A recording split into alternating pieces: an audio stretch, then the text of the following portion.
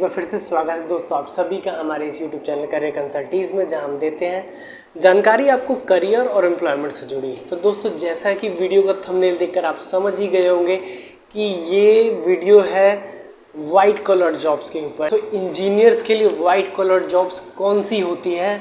अब दोस्तों पहले तो एक छोटा सा हिंट देते हैं वाइट कॉलर जॉब होता क्या है। वाइट कॉलर जॉब ऐसी जॉब जब आपको जब इंजीनियर को साइट पर जाकर या प्रोडक्शन डिपार्टमेंट में जाकर या फैक्ट्रीज़ में या प्रोडक्शन प्लेसेस पर जाकर काम नहीं करना पड़ता, बल्कि उनको सिस्टम पे या कॉरपोरेट सेक्टर में काम करना होता है, जहां आपका कॉलर बेसिकली गंदा नहीं होता। उसको हम वाइट कॉलर जॉब कहते हैं।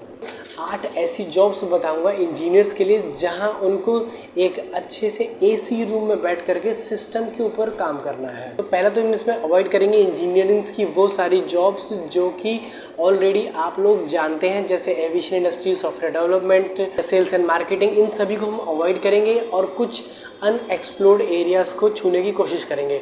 तो सबसे पहला है EA to MD, executive assistant to managing director. Okay, तो सबसे पहली जॉब ये है दोस्तों, बेसिकली क्या है कि आपकी कंपनी में या किसी भी कंपनी में जो मैनेजिंग डायरेक्टर्स होते हैं, टेक्निकल मैनेजिंग डायरेक्टर्स या नॉन टेक्निकल मैनेजिंग डायरेक्टर्स, तो जो बेसिकली बिज़नेस को ऑपरेट कर रहे हैं या बिज़नेस को देख रहे हैं, चाहे वो कंस्ट्रक्शन इंडस्ट्री हो या वो मैन्युफैक्चरिंग इंडस्ट्री हो, उनको टाइम टू टाइम अपडेट देने के लिए या उनको असिस्ट करने के लिए जो असिस्टेंट्स चाहिए होते हैं, जो कि बेसिकली अब टेक्निकल असिस्टेंट्स रखे जा रहे हैं। तो वहाँ पर इंजीनियर्स की हायरिंग होती है और हर एक मैनेजिंग डायरेक्टर के पास या किसी पर्टिकुलर डिपार्टमेंट के हेड के पास एक असिस्टेंट होता है, जो कि अब टेक्निकल असिस्टेंट ही होता है। बेसिकली अब जो बिज़नेस है वो इतना इवॉल्व कर गया है, टेक्निकल चीज़ें इतनी छोटी छोटी टर्म्स होते हैं जो कि अब समझना काफ़ी डिफ़िकल्ट होता जा रहा है। समय के साथ टेक्नोलॉजी क्योंकि ग्रो करती है, चेंज करती है, तो वहाँ पर एग्जीक्यूटिव असिस्टेंट्स जनरली इंजीनियर्स को ही हायर किया जाता है।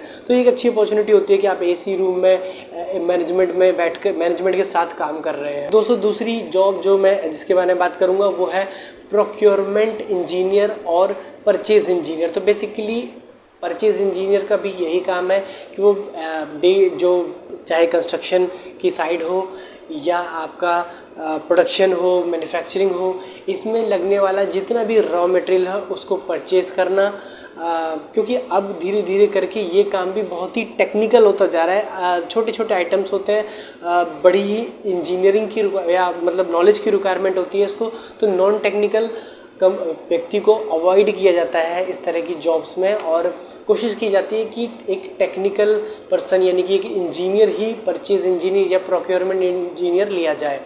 नंबर 3 पे बात करेंगे प्लांट एंड मशीनरी हेड। तो बेसिकली P&M हेड तो आपने काफ़ी सुना होगा। तो P&M हेड भी टेक्निकल पर्सन को ही रखा जाता है। हालांकि P&M का काम उतना ज़्यादा टेक्निकल नहीं होता। आपके पास जो प्लांट एंड मशीनरी होती है उसका आपको बेसिकली ब्योरा रखना होता है कि कितनी इन हुई, कितनी आउट हुई, कितनी डेप्रिशिएटेड हो गई, कितनी डैमेज्ड है, उनमें क्या रिपेयर होना है। तो बेसिकली जो प्लांट एंड मशीनरी को मैनेज करता है आज की डेट में वो भी इंजीनियर ही चाहिए होता है। तो के बारे में बात करेंगे डेटा एनालिस्ट। तो बेसिकली हम ये अब तक समझते आए हैं जो कॉमर्स इंडस्ट्री है या कॉमर्स ग्रेजुएट होते हैं, CA वगैरह होते हैं, वही बेसिकली बिजनेस एनालिसिस और डेटा एनालिसिस में जाते हैं, बट ऐसा नहीं है। लैंग्वेजेस इतनी टफ हो गई हैं, R, पाइथन, ये सारी लैंग्वेजेस या SQL डेटा मैनेजमेंट में जो हेल्प करती हैं, वो लैंग्वेजेस इतनी टफ हैं कि आज की डेट में ये स्कोप इंजीनियर्स को ज़्यादा देती हैं कंपैरेटिवली नॉन टेक्निकल ह्यूमंस को। बात करेंगे तो ये है क्वालिटी इंजीनियर की। तो बेसिकली क्वालिटी इंजीनियर वो होता है जो किसी भी प्रोडक्शन हाउस में या इवन कंस्ट्रक्शन साइट पे जो काम हो रहा है उसकी कंटिन्यूस क्वालिटी को चेक करता है। तो ऐसा व्यक्ति भी इंजीनियर ही है और इंजीनियरिंग ग्रेजुएट ही लिया जाता है, चाहे वो इलेक्ट्रिकल हो, मैकेनिकल हो, जिस तरह का काम उसी तरह का इंजीनियर। और ख़ासकर ऐसे इंजीनियर 6 सिग्मा क्वालिफाइड हो तो और भी प्लस पॉइंट हो जाता है।